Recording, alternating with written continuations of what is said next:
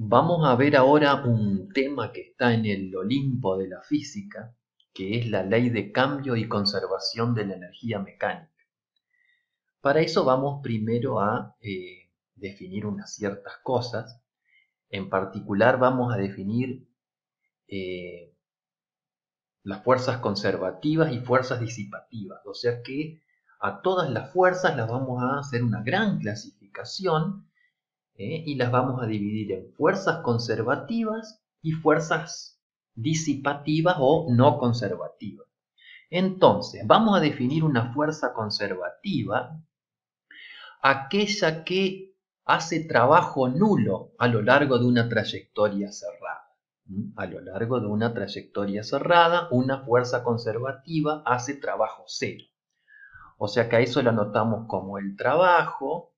Acá anotamos una trayectoria cerrada que hace la fuerza conservativa, por definición es la integral, acá tengo la trayectoria cerrada, del producto escalar de fuerza conservativa por diferencial R. Esto vale 0 en el caso de una fuerza conservativa por definición. O sea que el trabajo que hace una fuerza conservativa a lo largo de una trayectoria cerrada es 0. Y vamos a definir a las fuerzas disipativas o fuerzas no conservativas, aquellas fuerzas que a lo largo de una trayectoria cerrada hacen un trabajo distinto de cero.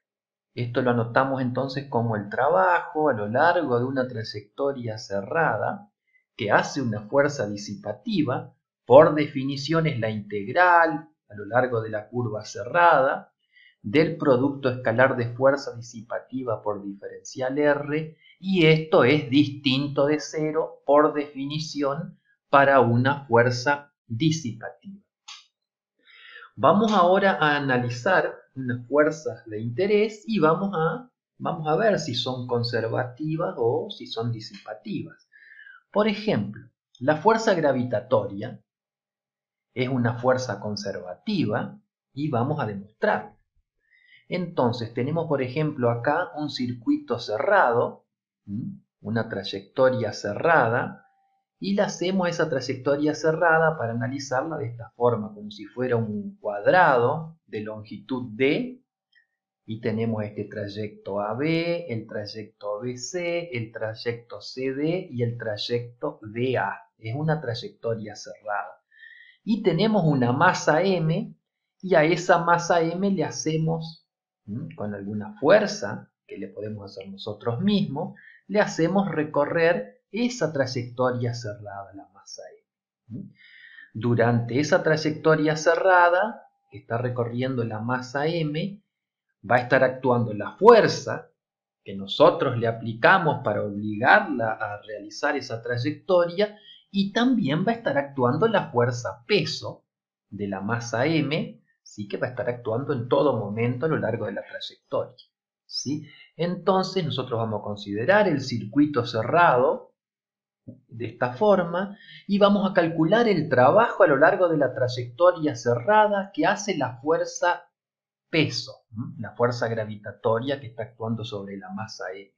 Entonces, vean cómo el trabajo a lo largo de esa trayectoria cerrada que hace la fuerza gravitatoria o la fuerza peso que sufre la masa M, lo podemos descomponer como el trabajo que hace la fuerza peso para ir de A a B, más el trabajo que hace la fuerza peso para ir de B a C, más el trabajo que hace la fuerza gravitatoria para ir de C a D, más el trabajo que hace la fuerza gravitatoria para ir de D a A, y ahí cerramos el circuito, ¿sí? Entonces, en cada trayecto, nosotros tenemos la fuerza peso. Acá está la fuerza peso, y ahí está el diferencial R, el diferencial de trayectoria. Acá en el tramo ABC, acá está la fuerza peso, y ahí está el diferencial R, el diferencial de trayectoria. En el tramo CD tengo la fuerza peso y el diferencial R, y en el tramo DA tengo la fuerza peso y el diferencial R. La fuerza peso es constante a lo largo de la trayectoria, de cada una de esas trayectorias, entonces podemos calcular el trabajo de la forma más sencilla, sin necesidad de integrar. Entonces veamos cómo en el tramo AB la fuerza peso y diferencial R apuntan en la misma dirección, entonces el trabajo va a valer mg por d positivo.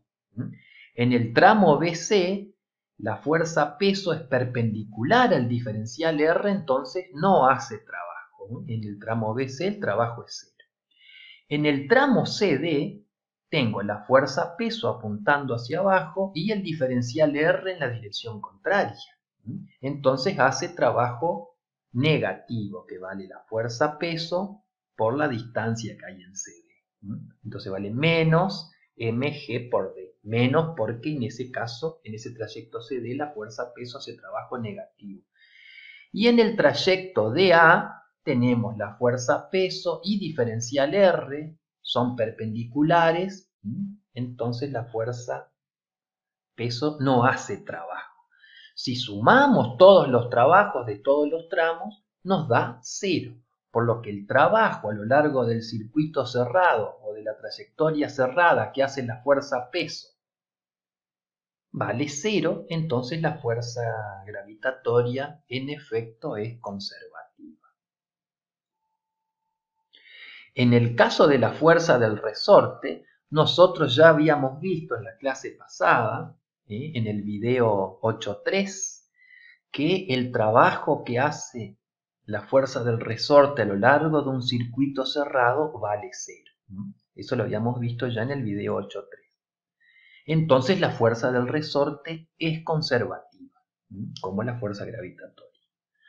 Y ahora, si analizamos otra fuerza muy importante que es la fuerza de roce, tenemos por ejemplo acá, vamos a considerar un circuito cerrado, tenemos un bloque y el bloque de alguna forma viaja de A a B y luego de B a A.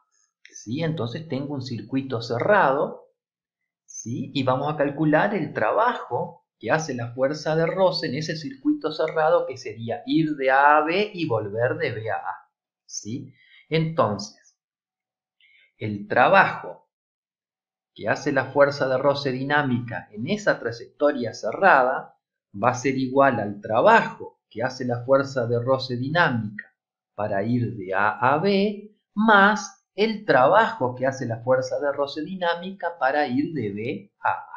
¿Sí? Entonces, veamos que en el trayecto de A a B, para calcular este trabajo, el cuerpo está viajando en esta dirección, en la dirección hacia la derecha, el diferencial R apunta hacia la derecha, y la fuerza de roce dinámica, como se opone al movimiento,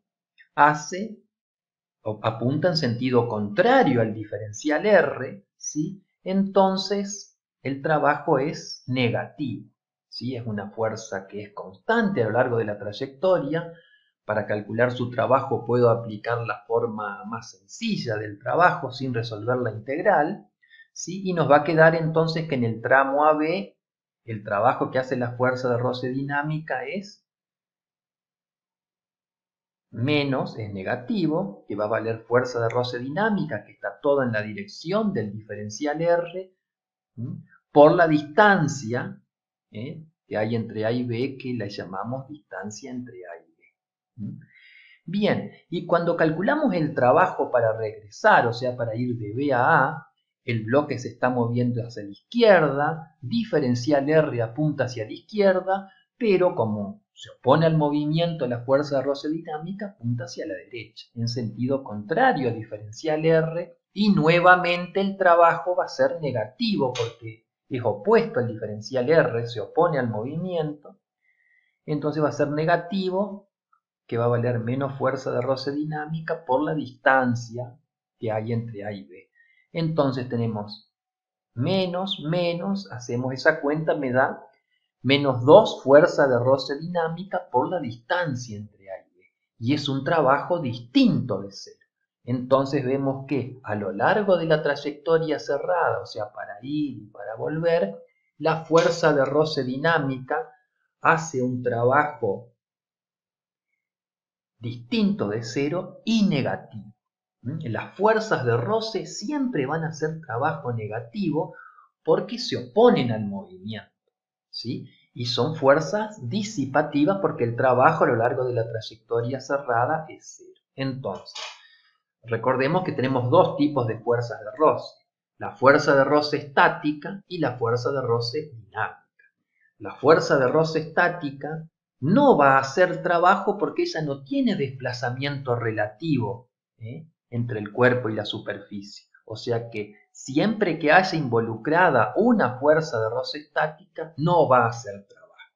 Sí lo va a hacer la fuerza de roce dinámica, siempre va a ser un trabajo negativo porque se opone al movimiento, y como a lo largo de la trayectoria cerrada ese trabajo de la fuerza de roce dinámica es distinto de cero, la fuerza de roce dinámica es una fuerza disipativa. Vamos a ver ahora un principio muy importante, que es el principio de la independencia de la trayectoria para el trabajo realizado por una fuerza conservativa, y a partir de ahí vamos a definir un nuevo tipo de energía, que es la energía potencial. Vamos entonces a ver el principio de independencia de la trayectoria para el trabajo de una fuerza conservativa. Entonces, acá tenemos dos puntos A y B y tenemos una trayectoria que une a través de la curva C1 A con B, va en esa dirección, y luego una curva C2 que une B con A través de esta trayectoria en esta dirección, ¿sí? Entonces vamos a considerar la trayectoria cerrada C como la unión de la curva C1 con la curva C2. O sea que vean que C1 va de A a B y C2 va de B a A. Esa curva C2 que va de B a A es precisamente menos la curva C2 que va de A a B, ¿sí? O sea que si esta va en esta dirección, la curva menos C2 va en la dirección de A a B. Vamos a calcular entonces el trabajo que hace una fuerza conservativa a lo largo de la trayectoria cerrada C, que es la unión de C1 con C2. Entonces calculamos el trabajo que hace la fuerza conservativa a lo largo de la trayectoria cerrada, que es la integral a lo largo de la curva cerrada C, del producto escalar de fuerza conservativa por diferencial R. A esta integral yo la puedo escribir como la integral a través de la curva C1 de A a B de F conservativa por diferencial R más la integral a través de la curva C2 de B a A del producto escalar de fuerza conservativa por diferencial R. A esto lo escribimos como, este término lo escribo como está, viene acá, y a este término yo utilizo esta propiedad, entonces esta integral es menos la integral de A a B a través de C2. Le cambié los límites de integración y acá va un menos, ¿sí? De fuerza conservativa por diferencial R, y esto es igual a 0, ¿sí? Este trabajo, como es el trabajo de una fuerza conservativa, que lo podemos escribir así, a lo largo de la trayectoria cerrada, es igual a 0.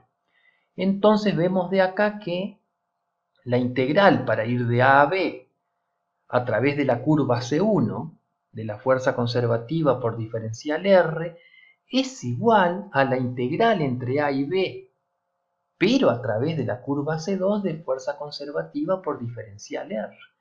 Lo que estamos viendo acá es que el trabajo para ir de A a B de la fuerza conservativa a través de la trayectoria C1 es igual al trabajo para ir de A a B de la fuerza conservativa a través de la trayectoria C2.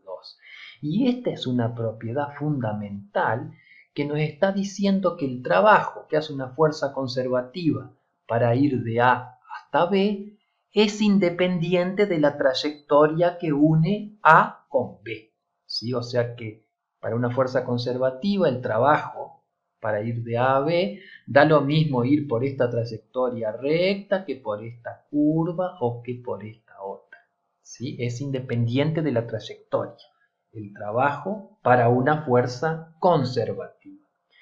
Entonces, si el trabajo para ir de A a B, que hace una fuerza conservativa, es independiente de la trayectoria que une A con B, ese trabajo solamente tiene que ser función de los puntos A y B. Entonces, para una fuerza conservativa, el trabajo para ir de A a B se lo puede escribir como una función evaluada en A menos esa función evaluada en B, donde U, esa función U, es llamada energía potencial o función potencial, que se llama en matemática.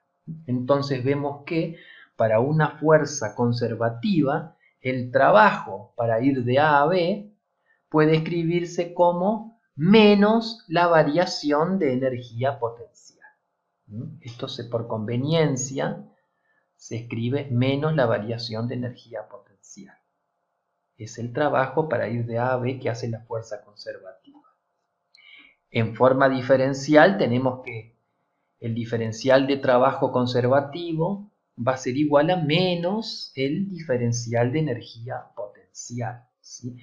Como el diferencial de trabajo conservativo es fuerza conservativa producto escalar diferencial R, o sea, ese trabajo conservativo diferencial va a ser igual a menos el diferencial de energía potencial, entonces cada fuerza conservativa tendrá asociada su energía potencial. Veamos, por ejemplo, la energía potencial gravitatoria.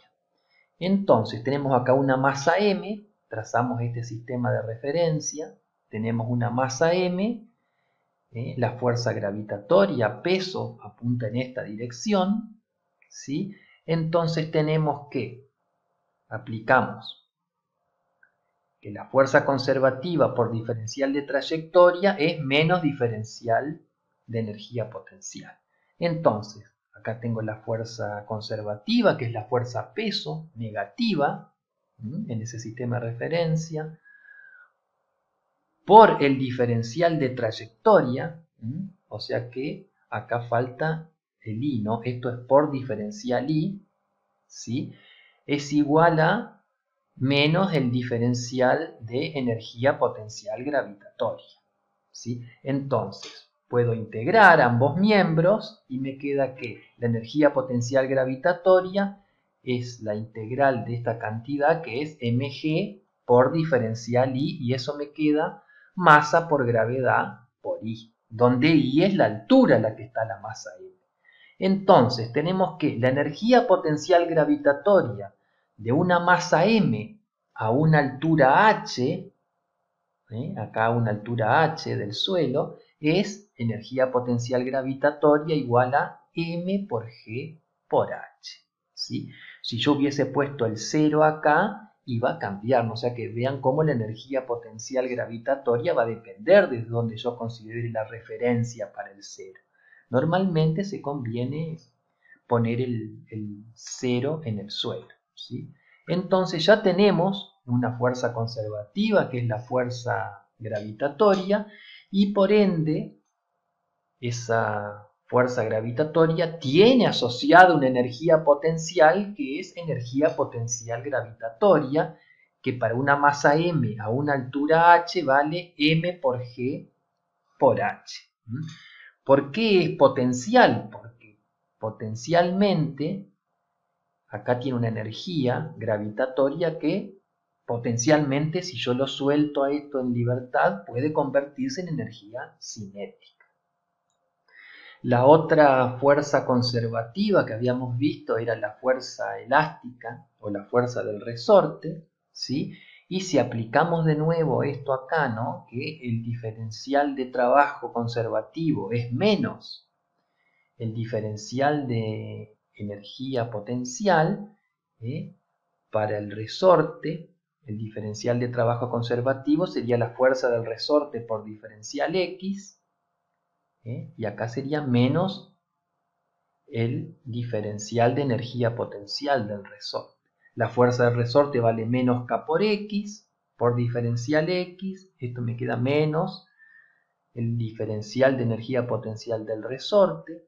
Integro a ambos miembros y me queda que la energía potencial del resorte es la integral de K por X diferencial X, y me da 1 medio de K por X al cuadrado. Entonces, la energía potencial del resorte que se estira o se comprime una distancia X vale 1 medio de K por X al cuadrado, ¿sí? Esto de nuevo, ¿no? Vemos acá que es una energía potencial porque si yo lo estiro una distancia X, va a tener toda esta energía potencial que luego puede transformarse en energía de movimiento o en energía cinética. Vean que estas son dos energías potenciales muy importantes, que son las con las que vamos a trabajar nosotros, la energía potencial del resorte o energía potencial elástica y la energía potencial gravitatoria. Vean cómo estas dos energías potenciales son positivas. En la formulación mecánica que nosotros estamos estudiando en este curso, las energías potenciales son positivas. La energía cinética también siempre habíamos visto que es positiva porque es un medio de la masa por la velocidad al cuadrado y la masa es positiva y la velocidad al cuadrado es positiva. Entonces todas las energías que nosotros estamos viendo hasta ahora, energía gravitatoria, potencial y energía potencial elástica y energía cinética son todas positivas.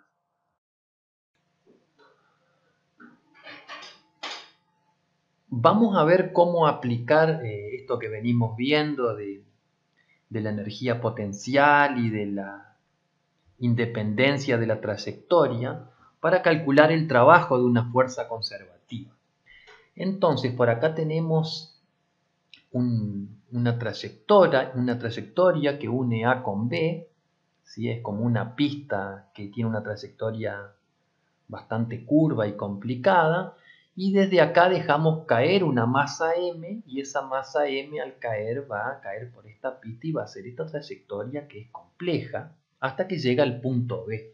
Y nosotros queremos calcular el trabajo que hace la fuerza gravitatoria sobre la masa m para ir de A hasta B a través de esta curva C, ¿sí?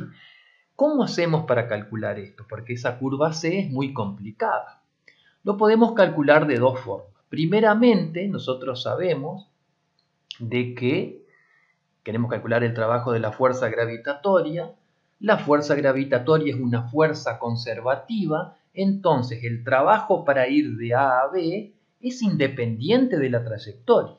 O sea que, si nosotros nos dicen que cuál es el trabajo para ir de A a B que hace la fuerza gravitatoria, que es conservativa, a lo largo de toda esta trayectoria, como es una fuerza conservativa, su trabajo es independiente de la trayectoria, entonces el trabajo para ir de A a B también lo puedo calcular y me va a dar lo mismo a lo largo de esta trayectoria, por ejemplo, la que va de A a B' y de B' a B. ¿Sí? Entonces, el trabajo que hace la fuerza gravitatoria, la fuerza peso que sufre la masa m para ir de A a B a lo largo de esta curva C, va a ser igual al trabajo que hace la fuerza gravitatoria para ir de A a B',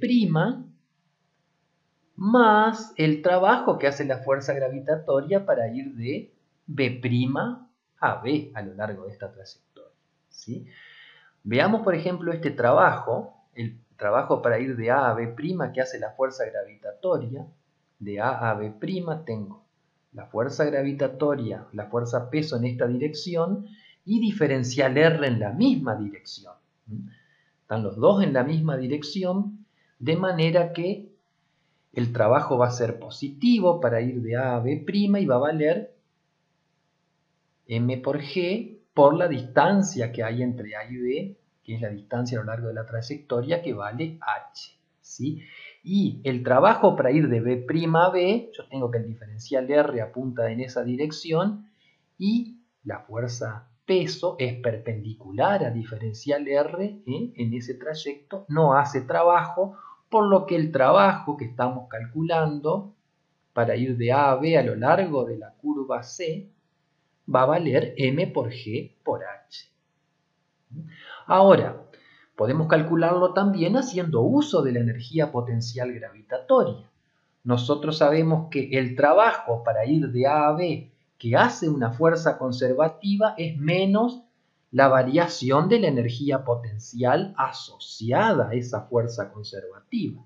Entonces, el trabajo para ir de A a B a lo largo de cualquier trayectoria, en particular a lo largo de esa trayectoria C, que hace la fuerza gravitatoria, es menos la variación de energía potencial gravitatoria. Entonces esto sería menos, sería energía potencial gravitatoria en A menos energía potencial gravitatoria en B. ¿Sí? Y esto acá en A me queda la energía potencial gravitatoria en A, está a una altura h, ¿vale? M por G por H, menos en B está a una altura 0, ¿vale? 0, y me queda M por G por H, que es lo mismo, ¿sí? Vean entonces cómo, si nosotros tenemos fuerzas conservativas, cuando queremos calcular el trabajo que hace esa fuerza conservativa, podemos elegir el trayecto que más nos convenga para calcular ese trabajo, o si conocemos la energía potencial asociada a esa fuerza conservativa, hacemos uso de esta propiedad.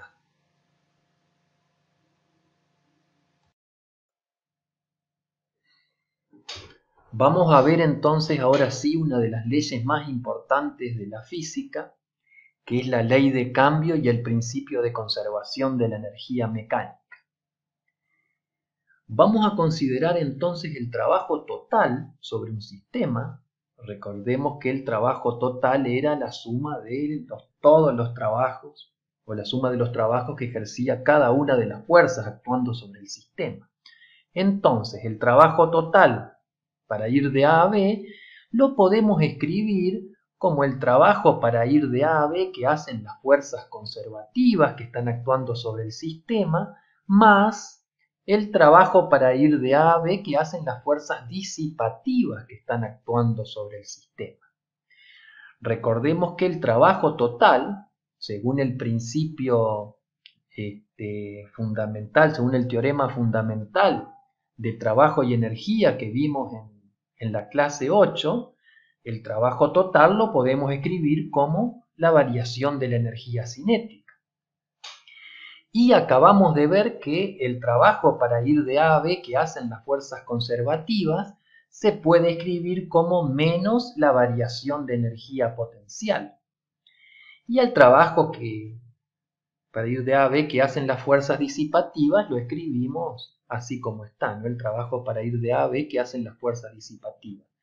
De manera que a ese trabajo para ir de A a B que hacen las fuerzas disipativas lo podemos escribir como la variación de energía cinética, lo pasamos sumando, más la variación de energía potencial. Entonces, definimos la energía mecánica como la suma de la energía cinética más la energía potencial. Entonces, la variación de energía mecánica va a ser igual a la variación de energía cinética más la variación de energía potencial. De manera que esta expresión que nosotros teníamos acá sobre el trabajo de las fuerzas disipativas, nos va a quedar que el trabajo para ir de A a B que hacen las fuerzas disipativas es igual a la variación de energía mecánica. Y esto es la ley de cambio de la energía mecánica. Esto nos está diciendo cómo cambia la energía mecánica. ¿Sí? El cambio en la energía mecánica está dado por el trabajo que hacen las fuerzas disipativas. Vemos que si el trabajo para ir de A a B que hacen las fuerzas disipativas es 0, la variación de energía mecánica es 0, por lo tanto la energía mecánica es constante. Entonces, cuando el trabajo de las fuerzas disipativas es 0, la energía mecánica es constante, y esto es lo que se llama ley de conservación de la energía mecánica. Vean que acá vemos, por ejemplo, de la ley de cambio de la energía mecánica, que si hay fuerzas de roce dinámica actuando, estas van a hacer un trabajo, además que es disipativo, las fuerzas de roce dinámica van a hacer un trabajo negativo. O sea que Cuando hay fuerzas de roce dinámica, estas producen un trabajo negativo, por lo tanto, la energía mecánica se va a perder. La variación de energía mecánica va a ser negativa, ¿sí? Y esa pérdida en la energía mecánica se va a transformar en otro tipo de energía que es el calor. Vean ustedes que siempre que hay involucrado unas fuerzas de roce dinámicas, siempre se genera calor, ¿sí? Cuando nosotros nos frotamos las manos, ahí entre las manos, entre ellas, están ejerciendo fuerzas de roce dinámica y las manos se calientan, ¿sí? Porque toda fuerza de roce dinámica siempre genera calor, ¿sí? Entonces vean acá en este caso la ley de cambio de la energía mecánica nos está marcando cómo cambia la energía mecánica y ese cambio está dado por las fuerzas disipativas, ¿sí? Cuando hay fuerzas de roce dinámicas, este trabajo siempre va a ser negativo para las fuerzas de roce dinámica y la energía mecánica se va a perder y eso que se pierde se va a transformar en calor, ¿sí? Por ejemplo, en el caso de las colisiones, que nosotros habíamos clasificado las colisiones en elásticas, inelásticas y explosivas, en el caso de las colisiones elásticas, la variación de la energía cinética es cero, y como en las colisiones la energía potencial es prácticamente nula, la podemos despreciar, entonces la energía mecánica es energía cinética. En el caso de las colisiones elásticas, que no varía la energía cinética, la variación de energía mecánica es cero también, entonces la energía mecánica es constante, ¿sí? Y habíamos visto que también en las colisiones, en todas las colisiones, la cantidad de movimiento total es constante, porque en todas las colisiones, sean elásticas, inelásticas o explosivas, la sumatoria de fuerzas externas es cero, entonces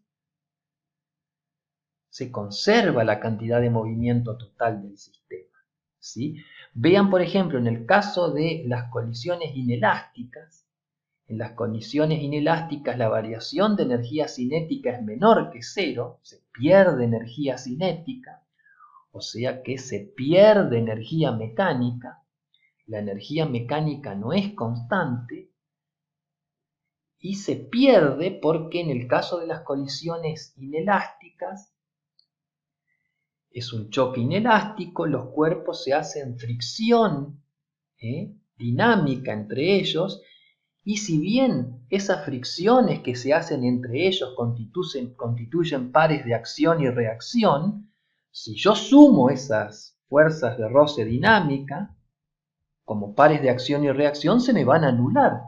Pero si yo calculo el trabajo que hace cada una de esas fuerzas de roce dinámicas internas que están actuando en un choque inelástico, cada trabajo de esas fuerzas va a ser un trabajo negativo, ¿sí? Porque el trabajo de la fuerza de roce dinámica siempre se opone al diferencial de trayectoria y va a ser negativo.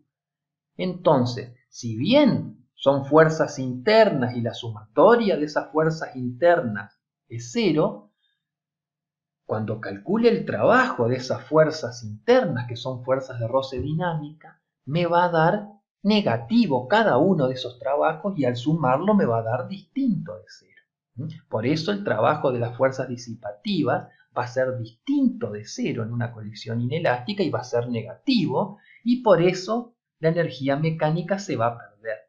Entonces vemos que en el caso de las colisiones inelásticas, la energía mecánica no se conserva, pero la cantidad de movimiento total sí se conserva, porque para que se conserve la cantidad de movimiento total tiene que pasar que la sumatoria de fuerzas externas sea cero. Las fuerzas internas en este caso se cancelan como fuerzas, por eso la cantidad de movimiento total es constante, pero el trabajo que hace cada una de esas fuerzas internas disipativas es negativo y por eso no se cancelan y por eso se pierde la energía mecánica, ¿sí? Entonces vemos cómo en las colisiones inelásticas la energía mecánica no se conserva, pero sí se conserva la cantidad de movimiento total. En el caso de las colisiones explosivas, ahí hay una ganancia de la energía cinética y por lo tanto hay una ganancia de la energía mecánica, ¿sí? En las colisiones explosivas la energía mecánica no es constante, pero en las colisiones explosivas ocurren algunas reacciones químicas, algunas reacciones internas, que hacen que el trabajo de la fuerza disipativa sea positivo, ¿sí? O sea que en el caso de una explosión, el trabajo de las fuerzas disipativas es positivo y por eso se gana energía mecánica. Son las colisiones explosivas. En el caso de las colisiones inelásticas, el trabajo de las fuerzas disipativas, como son fuerzas de fricción, es negativo y por eso se pierde energía mecánica, ¿sí? Y vemos entonces acá también, en el caso de las colisiones explosivas, que la energía mecánica no es constante, pero sí la cantidad de movimiento total es constante, porque esa explosión ocurre por fuerzas internas. Y para que se conserve la cantidad de movimiento total, debe pasar que no haya que la sumatoria de fuerzas externas sea cero. En este caso, la sumatoria de fuerzas externas es cero, pero el trabajo que hacen las fuerzas disipativas internas en la explosión, todas hacen trabajo positivo y por eso se gana energía mecánica. Este principio, la ley de cambio de la energía mecánica, es una ley importantísima y de acá como que abre toda una puerta a una nueva rama de la física, que es la termodinámica, ¿sí? En el que trabaja con transformaciones de energía, ¿no? Entonces acá ya tenemos cómo la energía mecánica se puede transformar a través de trabajo de fuerzas disipativas en otra especie de energía, que es la energía del calor, ¿sí? Entonces nosotros acá lo que estamos viendo es que la energía en realidad no se pierde, sino que se transforma.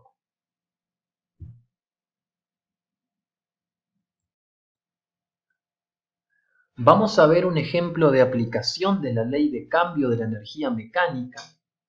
Vamos a considerar un problema en el que dejamos caer un cuerpo desde la posición A, una altura h del plano inclinado, con ángulo θ. El cuerpo va a descender por el plano inclinado sin roce.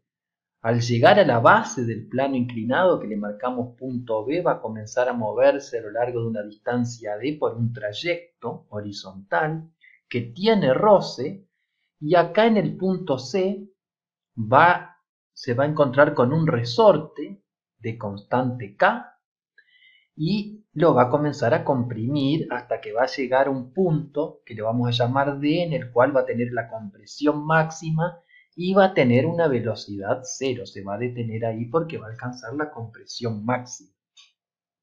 Entonces nosotros queremos saber, por ejemplo, cuánto vale la compresión máxima en este problema, la compresión máxima del resorte.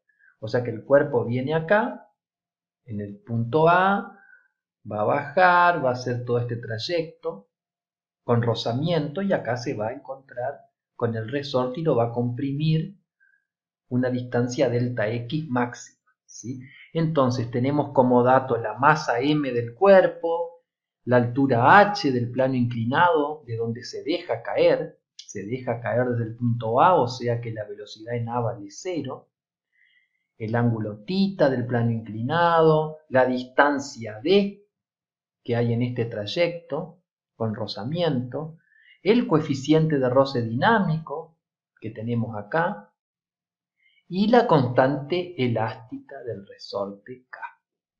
Entonces, siempre cuando tenemos estos tipos de problemas conviene marcar puntos claves, diríamos, en la trayectoria, ¿no? A lo largo de toda la trayectoria. Entonces tenemos acá el punto clave A, el punto B, el punto C donde entra en contacto con el resorte y el punto D que sería el punto de compresión máxima. Y analizamos qué es lo que pasa con la energía mecánica en cada tramo. En el tramo AB no hay fuerzas de rozamiento en el tramo AB, entonces el trabajo que hacen las fuerzas disipativas es cero, por lo que la energía mecánica es constante. O sea, la energía mecánica en A es igual a la energía mecánica en B. La energía mecánica en A es energía potencial gravitatoria en A más energía cinética en A, y la energía mecánica en B es energía potencial gravitatoria en B más energía cinética en B. Como dejamos caer en A la energía cinética vale 0, ¿sí? Y en B tendremos que la energía potencial vale 0, la energía potencial gravitatoria vale 0 en B porque acá tengo una altura 0. Entonces, la energía mecánica en A va a ser igual a toda una energía potencial en A que va a valer m por g por h, y la energía mecánica en B va a ser igual a toda la energía cinética en B, que va a ser un medio de la masa por la velocidad en B al cuadrado, de donde despejamos la velocidad con que llega al punto B, que va a ser la raíz de 2g por h. ¿Sí? Vemos entonces que inicialmente, en el punto A, la energía mecánica era toda energía potencial, y a medida que va cayendo, esa energía potencial va disminuyendo y se va transformando en energía cinética que va aumentando hasta que llega al punto B, donde toda la energía potencial se transformó en energía cinética. Y esta es la velocidad con que llega al punto B. Ahora analizamos el tramo BC. En el tramo BC hay una fuerza de roce actuando dinámica, o sea que hay trabajo que hacen las fuerzas disipativas, y eso va a ser igual a la variación de la energía cinética. Entonces el trabajo para ir de B a C que hace la fuerza de roce, que es la fuerza disipativa, va a valer menos, el diferencial R apunta a la derecha, la fuerza de roce, como se mueve en esta dirección, apunta a la izquierda, va a valer menos fuerza de roce por D. Y eso va a ser igual a la variación de la energía mecánica, o sea, energía mecánica en C menos energía mecánica en B. La fuerza de roce dinámica vale mu dinámico por mg, en este caso, ¿no? De que tengo una trayectoria acá horizontal. El trabajo por D va a ser negativo porque la fuerza de roce dinámica hace trabajo negativo. Y acá tenemos la variación de la energía cinética, K en C menos K en B. O sea que de acá, yo quiero calcular la velocidad con que llega C, voy a tener que despejar Kc, la energía cinética en C, este paso sumando, y me va a quedar esta expresión, ¿sí? Y K en B yo la conozco que vale un medio de la masa por la velocidad en B al cuadrado. Un medio de la masa por esta velocidad en B al cuadrado, ¿sí? De donde despejo la velocidad en C, que es este valor, raíz de 2g por h menos mu dinámico por d, todo eso raíz cuadrada, ¿sí? Vean que puede pasar que esta cantidad sea negativo, ¿sí? Si mu dinámico por d es mayor que h, toda esta cantidad va a ser negativo y voy a tener que la velocidad va a ser la raíz cuadrada de un número negativo. Me va a dar una cantidad imaginaria que no tiene sentido para una velocidad. Entonces vemos que cuando pasa eso, el bloque no llega al punto C. O sea que porque si esta cantidad mu dinámico por d es mayor que h, acá lo que va a pasar es que no va a llegar al punto C, ¿sí? Por eso me va a dar una BC con un número negativo que no existe. Bien, entonces vamos a analizar ahora qué es lo que pasa cuando entra en contacto con el resorte. En el punto C, justo en el momento en que entre en contacto con el resorte, vamos a ver qué es lo que pasa, ¿no? Ahí ya no hay más fuerzas de roce en esta superficie, en el tramo CD. no hay fuerzas de roce, entonces el trabajo que hacen las fuerzas disipativas es cero, la energía mecánica es constante, o sea, la energía mecánica en C, justo en el tramo que entra en contacto con el resorte, tiene que ser igual a la energía mecánica en D, que es el punto de máxima compresión. Entonces, en C, la energía mecánica es suma de cinética más potencial del resorte, pero justo como ahí en C está entrando recién en contacto con el resorte, no se estira, no se comprime nada, entonces esta energía del resorte en C vale 0. ¿Sí? En cambio, la energía mecánica en D, voy a tener energía cinética en D que va a valer 0 porque es la máxima compresión, y sí voy a tener energía potencial del resorte, ¿sí? Que va a valer 1/2 de K por delta X al cuadrado. Delta X es lo que se comprimió. De donde despejamos que delta X es igual a la raíz cuadrada de esta cantidad. ¿Sí? Vean que acá en el punto D, inicialmente, en el punto que va en el trayecto que va de C a D, inicialmente, en el punto C, toda la energía mecánica es cinética y a medida que va comprimiendo el resorte, esa energía cinética va disminuyendo y se va transformando en energía potencial elástica, hasta que en el punto D, de máxima compresión, toda la energía potencial elástica, toda la energía cinética se transformó en energía potencial elástica. Vemos entonces cómo se va transformando, ¿no? La energía mecánica permanece constante, pero puede ser que una energía potencial se vaya transformando en energía cinética, o que una energía cinética se vaya transformando en energía potencial, ¿sí? Vemos que una vez que sucede la máxima compresión, o sea que acá lo comprime y se detiene el cuerpo, luego el resorte le va a hacer fuerza y lo va a acelerar en la dirección hacia la izquierda, y el cuerpo va a volver a hacer todo de nuevo el trayecto de vuelta, pero no va a alcanzar a subir hasta el mismo punto A, porque acá se pierde energía. Entonces va a subir un tramo más bajo, o tal vez puede pasar que no llegue ni siquiera al punto B si es que hay un roce lo suficientemente intenso acá para detenerlo. Lo que sí podemos ver, ya que como acá hay rozamiento, o sea, la energía mecánica se va a perder, o sea que acá va a volver al punto C con la misma velocidad que tenía, pero ya el punto B va a volver con una velocidad menor porque en todo este tramo BC se perdió energía. ¿Sí? Y acá va entonces a subir a una altura h que va a ser menor que la altura h original. Acá se va a detener entonces a una altura h menor porque se perdió energía. En los ejercicios de la práctica ustedes tienen un problema parecido, pero con valores de estas cantidades que nosotros damos como dato, y además acá en la práctica les dice que hay rozamiento en el plano inclinado, ¿sí?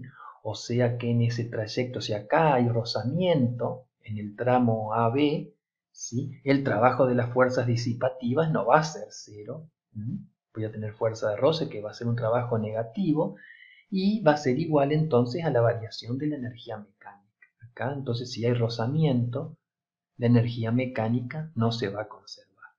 Siempre en este tipo de problemas me conviene analizar siempre por tramos, ¿no? Entonces ver los puntos más importantes de la trayectoria y analizar el problema por tramos. Vamos a aplicar ahora la ley de cambio de la energía mecánica para un movimiento rototraslacional. O sea que vamos a analizar una rodadura sin deslizar, pero usando la ley de cambio de la energía mecánica. Entonces tenemos acá, por ejemplo, un plano inclinado, rugoso, y tenemos un cilindro sólido de masa m y radio r, que lo dejamos caer desde el punto A, que está a una altura h, en el plano inclinado, lo dejamos caer, o sea que inicialmente acá él parte del reposo, tiene una velocidad 0, y va a comenzar a rodar, va a tener una velocidad cada vez mayor hasta llegar al punto B, ¿sí? Y nosotros queremos calcular cuál es la velocidad con que llega al punto B, ¿sí? Recordemos que para que haya una rodadura sin deslizar, ambas superficies deben ser rugosas, ¿sí? Porque necesito tener una fuerza de roce estática acá que produzca el torque, ¿sí? Para que se produzca la rotación y ahí comience a rodar sin deslizar, ¿sí? Y nosotros queremos calcular la velocidad del centro de masa del cilindro al llegar a la base, ¿sí? En este caso acá tenemos un esquema de las fuerzas que están actuando, ¿sí? Tenemos esta fuerza, la fuerza peso y la normal. La fuerza peso sabemos que es conservativa, la fuerza normal es una fuerza que no hace trabajo, y la fuerza de roce estática, ahí tenemos el diferencial R, ¿no? La fuerza de roce estática es una fuerza que no hace trabajo. No hace trabajo la fuerza de roce estática porque no tiene desplazamiento relativo con respecto a la superficie, ¿sí? Entonces, ninguna fuerza de roce estática hace trabajo porque no producen desplazamiento relativo, ¿sí? Del punto en contacto con respecto a la superficie, ¿sí?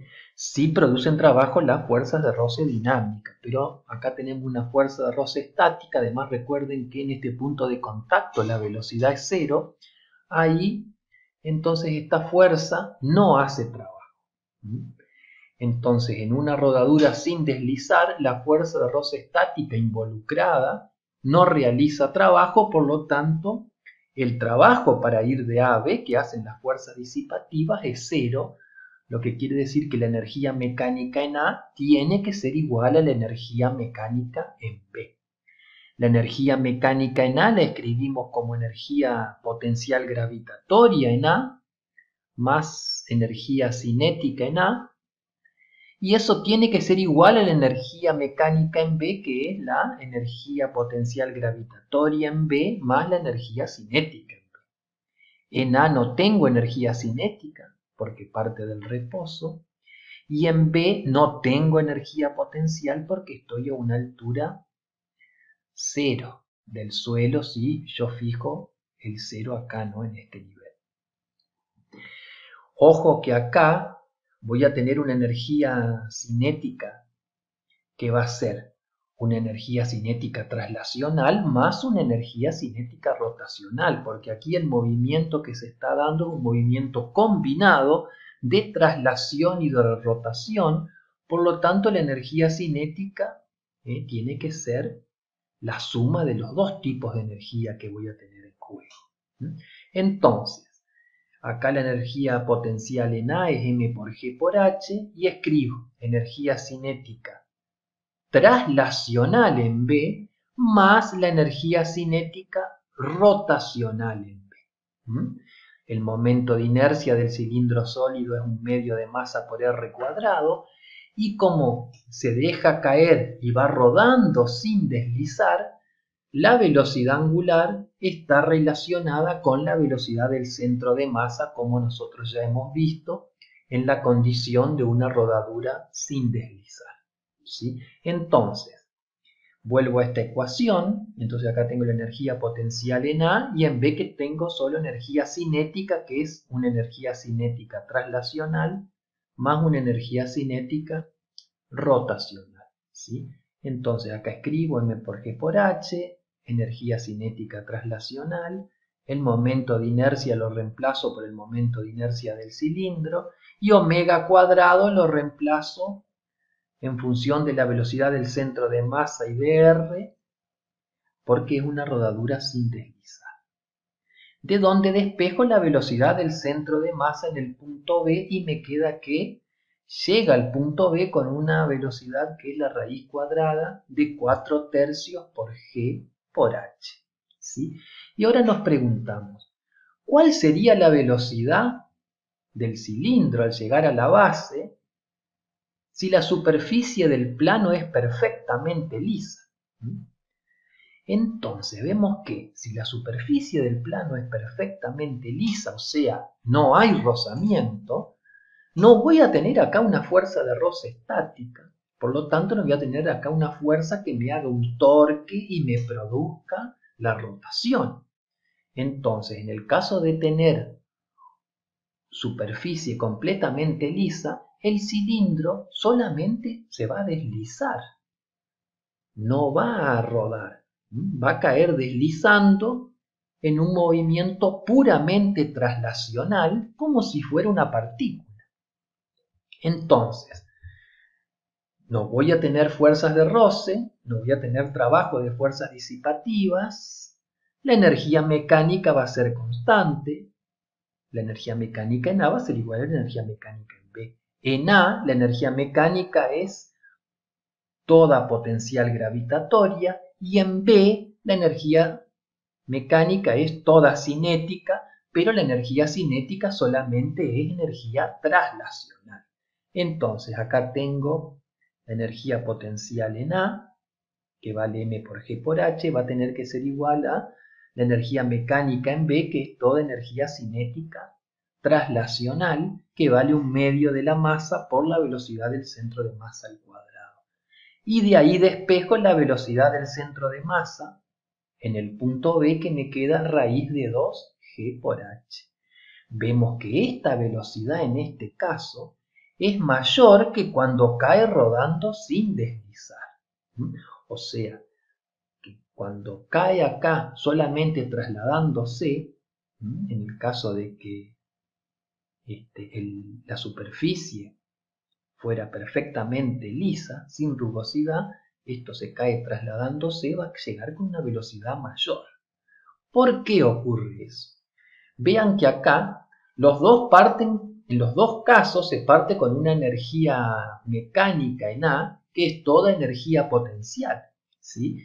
En el caso de la rodadura sin deslizar, en este caso que analizamos primeramente, esa energía potencial se va transformando en una energía cinética, que es una parte traslacional y otra parte rotacional.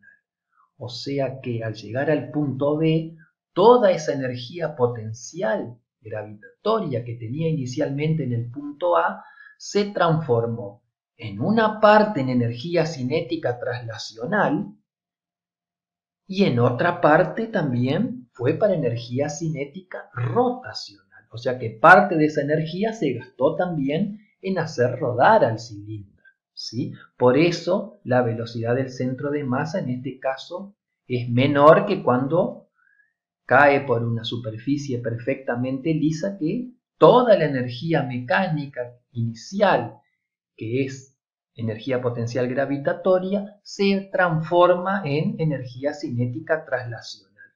No va parte de la energía a generar rotación, a tener una energía cinética rotacional, sino que se transforma toda en energía cinética traslacional.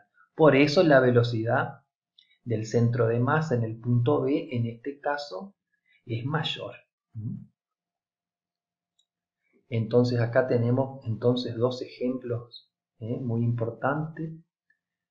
Una rodadura, una rototraslación y una traslación, ¿no? Cómo la energía potencial se va transformando, en el caso de la rototraslación, en una energía cinética traslacional y una energía cinética rotacional. Mientras que en este segundo caso, en el caso de la traslación, solamente se va para energía cinética traslacional. Vamos a estudiar un movimiento muy importante que es el movimiento oscilatorio, ¿sí? Que es el movimiento armónico simple. Vamos a considerar un oscilador armónico simple, que es un resorte sobre el que está atada en un extremo una masa m, y nosotros la estiramos, esta es la posición de equilibrio, la estiramos de la posición de equilibrio una distancia xm, ¿sí? Y lo soltamos desde el reposo. Y él va a comenzar un movimiento que va a pasar por el punto de equilibrio. Ahí en el punto de equilibrio la fuerza va a ser cero porque no va a tener elongación. Si la fuerza va a ser cero, la aceleración va a ser cero y acá la velocidad es máxima. El cuerpo que inicialmente estaba en reposo con velocidad cero y una fuerza máxima, al soltarlo, empieza a ir viajando hacia el punto de equilibrio, la posición natural, la fuerza va disminuyendo y la velocidad va aumentando hasta que llega acá y la velocidad es máxima y luego comienza a comprimir el resorte, esa velocidad comienza a descender hasta que llega al punto acá simétrico, xm, en este caso menos xm, y ahí vamos a tener de nuevo que la fuerza es máxima, la aceleración es máxima y se detiene y luego va a volver a viajar así hacia la otra dirección, ¿sí? Hasta que llegue acá de nuevo al punto de la longitud natural, ¿sí? Que la fuerza va a ser cero, la aceleración va a ser cero y la velocidad va a ser máxima y va a llegar acá y así se va a ir repitiendo, ¿sí? Vean que este es un movimiento que tiene una fuerza que va cambiando con la posición, por lo tanto tiene una fuerza, una aceleración que también va a ir cambiando con la posición y no es constante. Entonces nosotros en este caso no podemos utilizar las ecuaciones de movimiento con aceleración constante. Hay que deducirlas para este caso en particular. Cuando uno tiene una aceleración variable, para obtener las ecuaciones de movimiento hay que resolver las ecuaciones diferenciales para cada caso particular. Entonces, nosotros tenemos una partícula de masa m sometida a la fuerza del resorte, que es Fx igual a menos k por x. La tenemos graficada acá, ¿no? ¿Sí? F en función de x, ¿sí? Y es menos k por x. Cuando yo estiro un x positivo, la fuerza es negativa. Y cuando estiro un x negativo, la fuerza es positiva, ¿sí? Es menos k por x. Tiene una energía potencial que vale un medio de k por x al cuadrado. ¿Sí? Acá tenemos la energía potencial en función de x y es una parábola, un medio de k por x al cuadrado, ¿sí? Y por la segunda ley de Newton tenemos que fuerza es igual a masa por aceleración. La aceleración es la derivada de la velocidad respecto del tiempo y la velocidad es la derivada de la posición respecto del tiempo. Entonces la aceleración es la derivada segunda de la posición respecto del tiempo. Entonces tenemos fuerza igual a masa por aceleración, ¿sí? Reordeno la ecuación y me queda esta expresión, ¿sí? Que es una ecuación diferencial. Yo tengo que buscar una función x como solución, tengo que buscar una función x tal que al derivarla dos veces respecto del tiempo, me tiene que ser igual a menos k sobre m por la misma función, ¿sí? Las soluciones a esa ecuación diferencial son las funciones seno y coseno, ¿sí? En particular elegimos la función coseno, vamos a tener que la solución es x en función del tiempo igual a xm, que es la amplitud, es el apartamiento máximo respecto de la posición natural o de equilibrio, por el coseno de omega t más phi, ¿sí?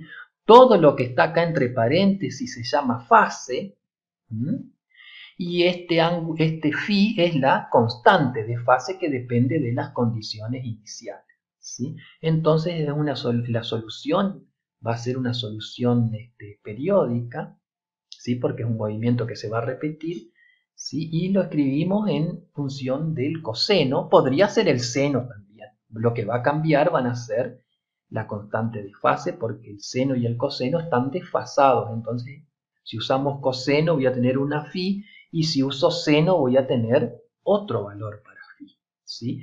Calculamos la velocidad. La velocidad es la derivada segunda de x respecto del tiempo. Perdón, la velocidad es la derivada de x respecto del tiempo. Derivo todo esto respecto del tiempo por regla de la cadena y me queda menos omega por xm, que es la amplitud, por el seno de omega t más phi.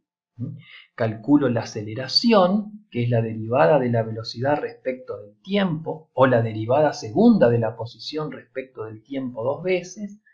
Derivo esto, regla de la cadena, omega sale y me queda menos omega cuadrado por xm por el coseno de omega t más phi. Entonces, acá tengo la solución. Yo si a esta solución la reemplazo acá, me tiene que dar 0. ¿Sí? Entonces, si yo a esa solución la reemplazo acá, me tiene que dar 0, yo saco una relación entre omega cuadrado y k, la constante del resorte. Y llego a que omega cuadrado es k sobre m, la masa a la que está sometida la fuerza del resorte. ¿Sí?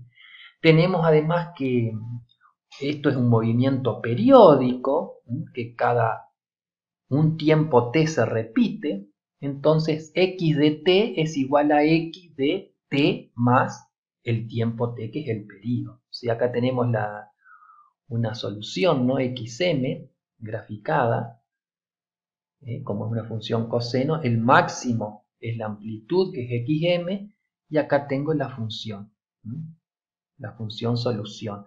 Vean que cada un cierto periodo t, el movimiento se repite. Acá se repite.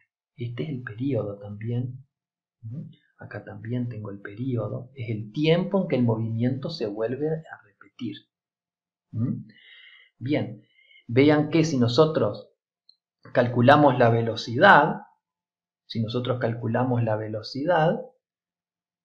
y graficamos la velocidad, tenemos que cuando la posición es máxima, la velocidad que está dada por esta expresión es mínima, ¿sí? Acá cuando el apartamiento es máximo, la velocidad es nula. Cuando el apartamiento es nulo, la velocidad es máxima, ¿sí? Cuando el apartamiento es máximo, la velocidad es nula y así. Y algo parecido pasa con la aceleración. Cuando el apartamiento es máximo, la aceleración, que es la fuerza también, es máxima. La velocidad es nula. Estamos en este caso, ¿sí? En este caso, cuando el apartamiento es 0, acá estoy en la posición de equilibrio, cuando el apartamiento es 0, la velocidad es máxima,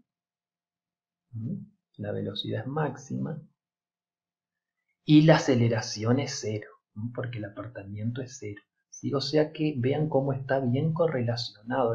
Estos son los gráficos de desplazamiento, velocidad y aceleración en función del tiempo. Son estas cantidades. Hay que observarlas bien y meditarlas. Entonces, nosotros dijimos que tenemos un movimiento periódico que se repite cada cierto tiempo t, que es el periodo. Entonces, x de t es igual a x de t más el periodo t. Se va repitiendo. Planteo esa relación, o sea, igualo esto y tengo esta relación que si la trabajo, llego a que el periodo t lo puedo escribir como 2pi sobre omega. Y como omega está relacionado con k y m, al periodo t lo puedo escribir como 2pi por la raíz cuadrada de m sobre k. Es el periodo con sus unidades en segundos. Puedo calcular la frecuencia. La frecuencia está definida como la inversa del periodo. El periodo es el tiempo en que se tarda en dar un ciclo completo de movimiento, y la frecuencia es la cantidad de ciclos que se hace en la unidad de tiempo. O sea, la cantidad de ciclos que se hace en un segundo. Es la inversa del periodo. Y sus unidades son 1 sobre segundo, que son unidades que se llaman hertz. Podemos calcular la energía cinética del oscilador armónico simple, que es un medio de la masa por la velocidad al cuadrado. Sería un medio de la masa por la velocidad al cuadrado, o sea, esta cantidad al cuadrado me va a quedar omega cuadrado, bla, bla, bla, bla, ¿sí? Y vemos que masa por omega cuadrado es K, la constante elástica del oscilador. Entonces la energía cinética a un tiempo t, porque como la energía cinética depende de la velocidad y la velocidad depende del tiempo para el oscilador armónico simple, la energía cinética va a ser función del tiempo y la podemos escribir de esta forma, ¿sí? Si ahora escribo la energía potencial, también va a ser función del tiempo t, porque la energía potencial del resorte es un medio de K por X al cuadrado, donde X es el apartamiento de la posición de equilibrio que va cambiando con el t, según esta función que fue dada por la solución, ¿sí? Entonces nos va a quedar que esto va a ser un medio de K por X de t al cuadrado, que sería esto al cuadrado, ¿sí? Y me queda esta cantidad. Si ahora calculo la energía mecánica es la suma de la energía cinética más la energía potencial elástica. Hago esa suma y me va a quedar, voy a sacar esto como factor común, que va a multiplicar a seno cuadrado más coseno cuadrado, me va a quedar un medio de K por el apartamiento máximo al cuadrado, un medio de K por la amplitud al cuadrado. Y esto acá no depende del tiempo, porque esta es la amplitud al cuadrado, y esto es constante. O sea que la energía mecánica del oscilador armónico simple es constante. Entonces acá tenemos las energías en función del tiempo t y tenemos, ¿no? Esta es la energía, la energía potencial, que inicialmente es máxima y luego va cambiando, ¿sí? Y la energía cinética, que inicialmente, como la velocidad es cero, la energía cinética es cero y con el tiempo va cambiando según estas funciones, la energía cinética en función del tiempo y la energía potencial en función del tiempo, pero la suma en todo instante de tiempo siempre me da una constante que vale un medio de K por XM al cuadrado, un medio de K por la amplitud al cuadrado, que es constante. Entonces, el movimiento oscilatorio, el movimiento armónico simple, tiene estas características, que es periódico, tiene un periodo t que está relacionado con la masa y la constante elástica del oscilador, ¿sí? Las ecuaciones de movimiento que hemos obtenido, ¿sí? Y estas cantidades que son características del oscilador. La amplitud, la constante de fase, que es como una condición inicial que uno la elige y va a depender si acá elegimos poner coseno o seno, y esta cantidad omega cuadrado, que es la frecuencia angular al cuadrado, está relacionada con K sobre M. Vean que si nosotros a esta solución la reemplazamos en la ecuación diferencial, vamos a tener la condición de que omega tiene que estar relacionado con K y M a través de esta ecuación. Otra cantidad importante del movimiento oscilatorio es la frecuencia, que es el número de ciclos que se hace en la unidad de tiempo, y es la inversa del período y está dada por esta cantidad, donde K es la constante elástica del oscilador y M es la masa del cuerpo que está atado al resorte. Y como hemos visto, en este caso la energía mecánica es constante.